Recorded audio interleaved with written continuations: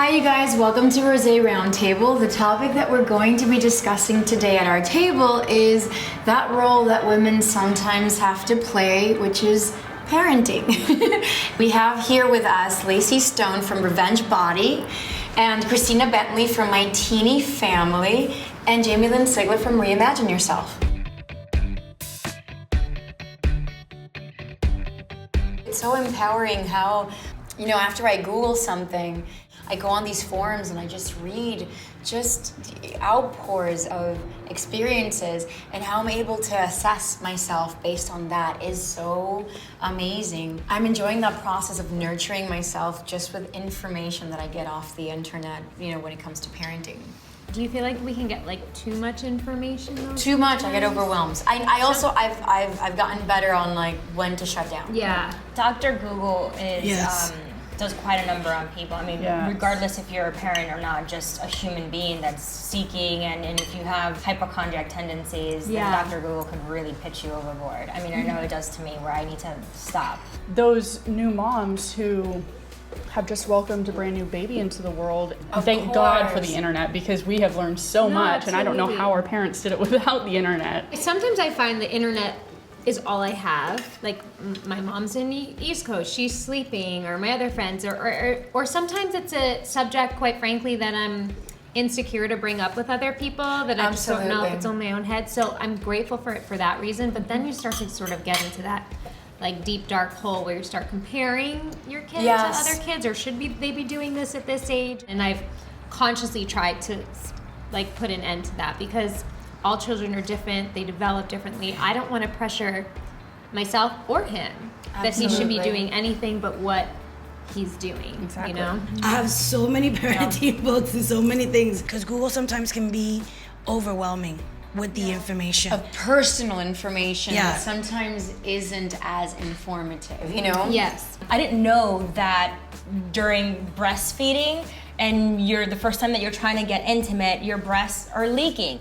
That's something that clearly I would Google, but it came up in conversation. And I could see why women wouldn't be comfortable discussing like, oh my God, my husband and I just got it on after like 3 or 4 months and I started leaking. I have to say that there's so much that has not been shared to mothers about what happens the second that baby comes out. Everyone's like, take care of the baby, everything's about baby, this is how you change a diaper.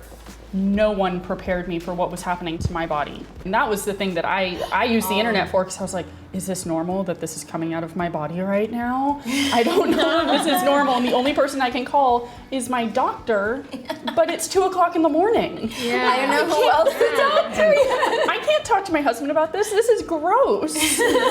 So like stuff like that, I wish that was more widespread and actually spoken about to pregnant women, or just women in general. Like, this is a normal thing. I train a lot of women that get after their pregnancy, and it's amazing to me how many of them are in like dark depressions. It's just so hard, because your body is so important, and if you don't feel good in it, then you lose your confidence. When you lose your confidence, you lose your happiness. Yes. So when people come to me, I say that fitness starts in the mind, not in the gym. And you have to figure out, okay, this is what I'm sad about. What can I do? I need to go to a therapist. I need to read books. I need to go to the internet. I need to be around my sisters to tell me that I'm not going crazy. You know what I mean? You got to find someone that's in your corner and believes that you're going to be the person that you were, and you're going to be whoever you want to be. And just being a mom is part of who you are, not all of who you are. I know I've struggled a lot, because I feel extremely guilty choosing to take care of myself and go to the gym. Extremely guilty. A lot of women do. It's like this hormonal thing that's going on in my head. You're not good enough if you choose to do that. But then at night, I sit watching TV, sad that I don't have the body I had before I had children. Yeah. And everyone says, well, you had children, so your body's different, take it, you know? And I don't think that's good enough. I think that we should be able to have what we want and still be a good enough mom. But also, we should also be able to be more accepting of a woman's evolution, you know, in society. You know, it all takes it back to the internet. I'm sorry to say this, and it wasn't even a topic that we were going to be discussing, But I think it's the topic that is naturally arising here, and the internet provides you that information, but also like that solace that makes you feel, I'm okay, this is okay. I wanna be my own person. I want to have my own career and still be a full-time mom. And I want to be able to be free and talk about that and not be judged. Yeah, for me, like the biggest lesson that I've learned in life, but what mother has taught me the most is true meaning of balance. The first year of my son's life, I wouldn't hire a nanny because I wasn't working. My husband was traveling, playing baseball. I was away from my family, but in my head, I was like, why can't I do this all myself? And I think it's the truest statement in the world. It does take a village, and it was extremely detrimental to me, to my mental health, to my self-worth, to my physical health. I mean, it's the first year is super hard. Every year is hard, but I really thought I should have been able to do it myself, and I put that pressure on myself. And he's 3.5 now. Only this past year did I hire a full-time nanny who's with him from after school till bedtime. Sometimes I'm there, sometimes I'm not. But I work really hard, and I really feel like I've finally gotten past a balance, the guilt, where I'm his mom. He knows who I am. He knows I'm always there for him. But he's also with somebody else that he's learning that he can have trust and love with aside from me, which I think is a really important lesson for him. You know, my son is 3.5. They're at that bit of like a sassy age, and he said to me one day, I don't want you, I want Maggie.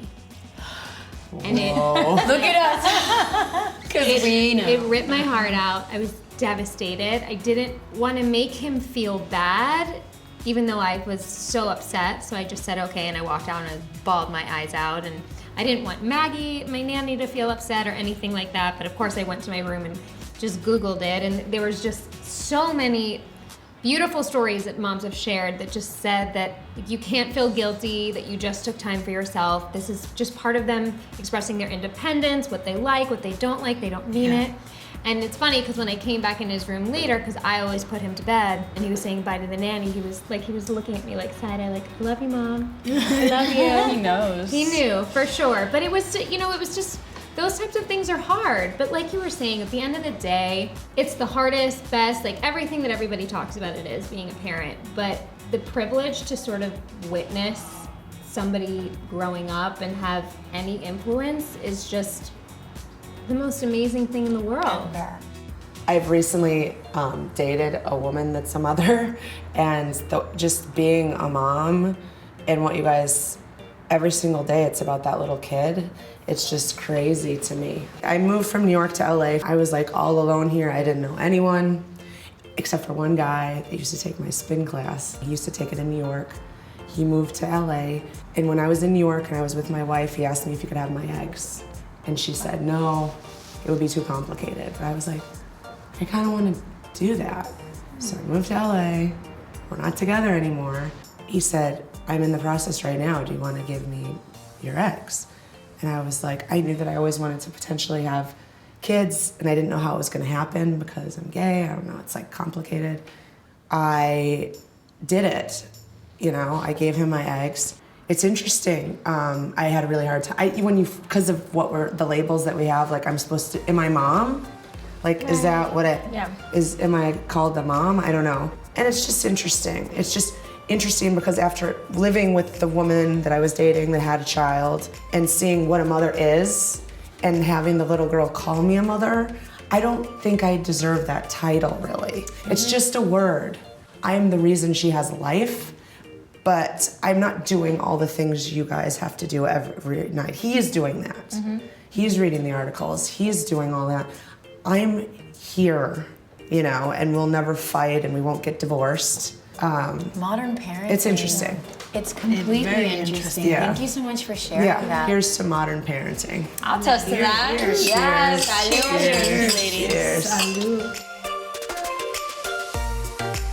Thank you, Lacey. Thank you, Cristina. Thank you, Jamie-Lynn. Guys, if you want to know more about these lovely ladies, click on any of the links below. Thank you so much for tuning in. If you liked what we had to say or do, please share your comments and don't forget to subscribe.